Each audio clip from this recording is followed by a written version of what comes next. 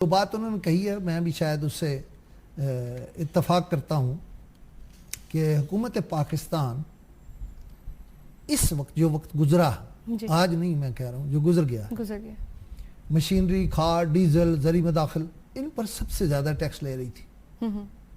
تو انہوں نے اسد عمر نے آج اس لیے بوری کم کی ہے کہ انہوں نے ڈائریکٹ کہہ دیا کہ آپ 250 روپیہ زائد لے رہے ہیں.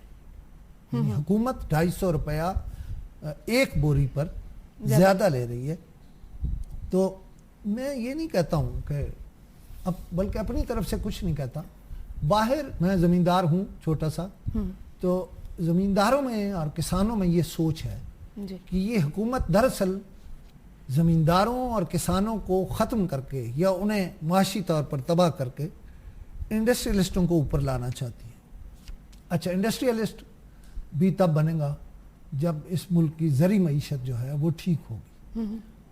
آپ امیجن نہیں کر سکتے کہ مجھے کتنے لوگوں کے فون آتے تھے، لوگ روتے تھے کہ خدا کے لیے اس پر بات کرو، زمینداروں اور کسانوں کی تباہ ہو گئے ہیں. مثلا کپاس فصل ہی فارغ، انڈیا کی موج ہو گئی.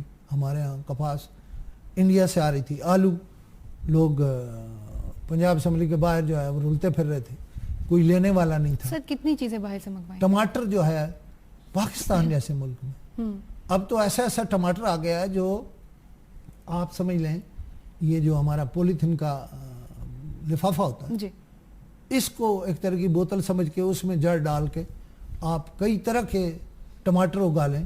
لیکن ہمارے ملک نے اربوں روپے کے، کروڑوں روپے کی چیزیں ٹماٹر جیسی انڈیا سے درآمد کی ہیں. یہ بہت ہی سوچنے والی بات ہے.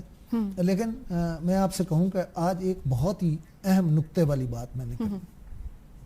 دیکھیں، میں یہاں 2 دن 3 دن رگڑا لگاتا رہا کہ جی چاہ بہار جو ہے وہ انڈینز نے وہاں کر دی ہے، سرمایہ کاری اور متبادل گوادر کا اور فلاں. لیکن چین کے وزیر اعظم آج بولے ہیں، چونکہ وہ ایک بہت بڑی قوت ہیں، اقتصادی قوت بھی ہیں. ذرا دیکھیں جو بندہ اقتصادی قوت ہوتا ہے یا مالی قوت ہوتا ہے یا امیر ہوتا ہے، اس کی سوچ کیسی ہوتی ہے. چین امیر ملک ہے، پیسے والا ملک ہے، ہمارا دوست ملک ہے. لیکن عجیب بات کہی ہے وہاں کے پرائم منسٹر نے. وہ کہتے ہیں کہ چاہ بہار منصوبہ اقتصادی راہداری کے لیے خطرہ نہیں ہے. ہماری بات کے بالکل الٹ بات کہہ رہے ہیں. کیا کہہ رہے ہیں؟ کہتے ہیں بیجنگ کی خواہش ہے کہ وہ چاہ بہار سے بھی مستفید ہو، کیونکہ خطے میں معاشی ترقی صرف مشترکہ اہداف اور مقاصد باہمی افہام تفہیم کے ذریعے ہی حاصل کیے جا سکتے ہیں. اب بھارت نے $20 کروڑ کا معاہدہ کیا اپ گریڈیشن کا.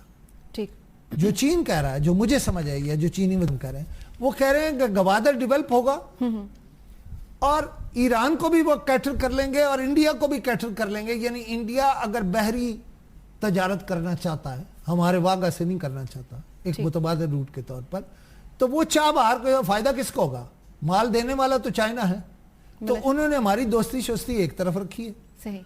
اور سیدھا سوچا ہے. وہ کہتے ہیں ہم اسے کوئی یعنی خرابی نہیں سمجھتے. ہم ایران کی جو بندرگاہ ہے چاہ بہار، اسے بھی ایک پازیٹو بات سمجھتے ہیں، اس کی ترقی کو.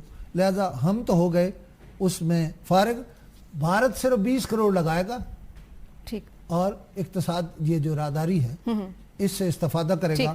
خان صاحب معذرت کے ساتھ پروگرام کا وقت ختم ہو چکا ہے.